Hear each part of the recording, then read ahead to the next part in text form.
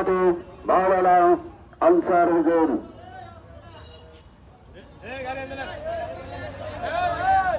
আমরা সকলে আজকে মতলববাসী ব্যতীত আমরা সকলে জানি যে আমাদের ঢাকা যেতে হলে আমাদের মতলব থেকে বাসে আমাদের যেতে হয়, বেশিরভাগ আমরা বাসে যাই,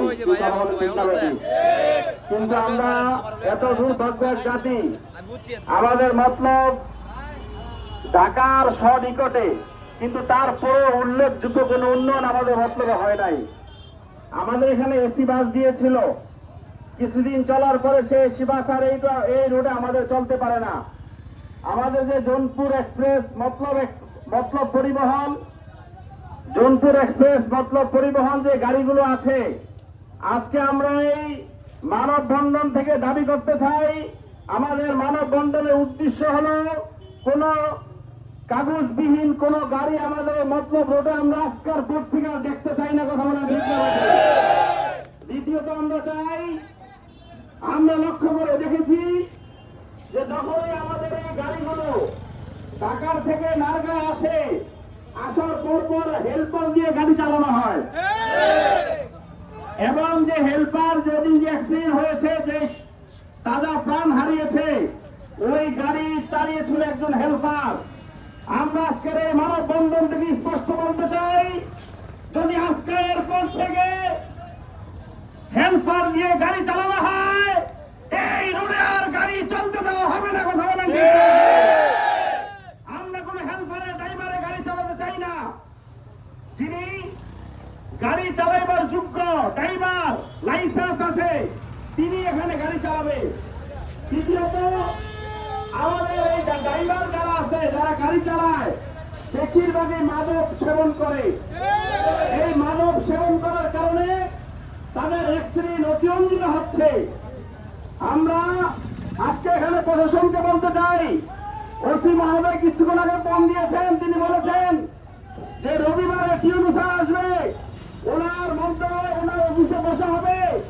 আমরা আজকে এখানে মতলবের জনগণ বলতে চাই, আমরা চাই আমাদের স্বাধীনতা, আমরা চাই রাস্তার মধ্যে আমরা শান্তিতে চলাফেরা করি, কিন্তু একের পর এক এই মরণপাত বাসগুলো আমাদের তাজা প্রাণগুলো কেড়ে নিচ্ছে। আমরা বলতে চাই, এরপর থেকে যদি আরেকটি অ্যাক্সিডেন্ট দুর্ঘটনা ঘটে, বেপরোয়া গাড়ি চালায় তারা, কি কথা বলে ঠিক না? সবগুলো বাস বেপরোয়া চালায়।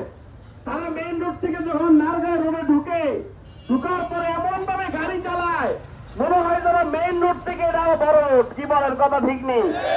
এই জন্য আমরা বলতে চাই, আজকের এই মানববন্ধন থেকে যে গাড়ি সর্বোচ্চ কত গিয়ারে গাড়ি চলবে, এই রোডের জন্য কত গিয়ার প্রযোজ্য, কততে গাড়ি উঠলেই রোডে সুন্দর চালানো যায়, বাসগুলো যখন আসে আমরা দেখি যে তারা কোনো ছোট গাড়িকে কোনো গাড়ি মনে করে না। এই জন্য বেশিরভাগ অ্যাক্সিডেন্ট হচ্ছে। তারা মোড়গুলো ঘুরে, আমরা যখন এই বাসে আসি ঢাকার থেকে, তারা যখন মোড়গুলো ঘুরে ব্রেক তো ধরেই না, এমন ভাবে গাড়িকে টান দেয়, মনে হয় যেন আমরা এদিক সেদিক পড়ে যাই। কথা বলেন ঠিক না?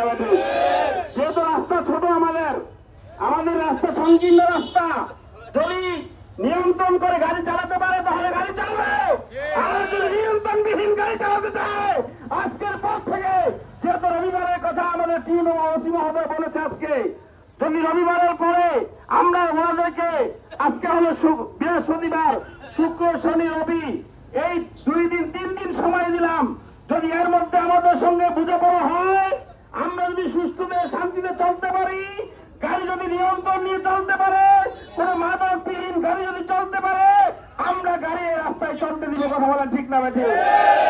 আর যদি কোনো ব্যতিক্রম করা হয়, আমরা এমন আন্দোলন করব, তীব্র থেকে তীব্র আন্দোলন করব। কোন বাস আমাদের বক্তব্য চলার কোনো দরকার নাই। কথা বলা ঠিক না?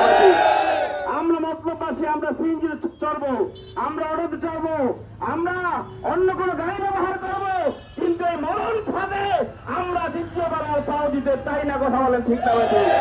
তাই আমরা সকলে আপনাদের সকলগুলোকে আহ্বান জানাবো, আমরা সকলেই দল মত নির্বিশেষে আমাদের এই মতলবের উন্নয়নে, এই মতলবের ভালো মন্দ দেখার এখতিয়ারে আমরা সকলেই আগামী দিনে কাঁধে কাঁধ মিলিয়ে ঐক্যবদ্ধ হয়ে মতলব আরো সুন্দর করার জন্য ইনশাআল্লাহ চেষ্টা করব। আল্লাহ তাআলা আমাদেরকে তৌফিক দান করুক, সকলে বলি আমিন।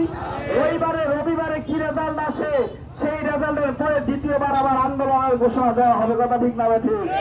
আমরা রবিবার পর্যন্ত অপেক্ষা করব। প্রশাসন যেহেতু আমাদেরকে বলেছে আমরা রবিবার পর্যন্ত দেখব। আমরা রবিবারের পরে আবার যদি কোনো আগে একবার মানববন্ধন হয়েছিল, 2-3 দিন হওয়ার পর আবার যেই হয়ে গেছে, কিন্তু আজকের পর থেকে রবিবারের পর থেকে এমন কঠিন আন্দোলন হবে, আমরা এই রোডে বাস চলক শান্তিতে চলক, কি বলেন? বাস চলক শান্তিতে চলক, বাস চলক নিয়ন্ত্রণ নিয়ে চলক, কিন্তু মানুষকে মেরে বাস চলার কোনো অধিকার থাকে না। আল্লাহ তাআলা আমাদের সবাইকে তৌফিক দান করে, সকলে বলে আমিন।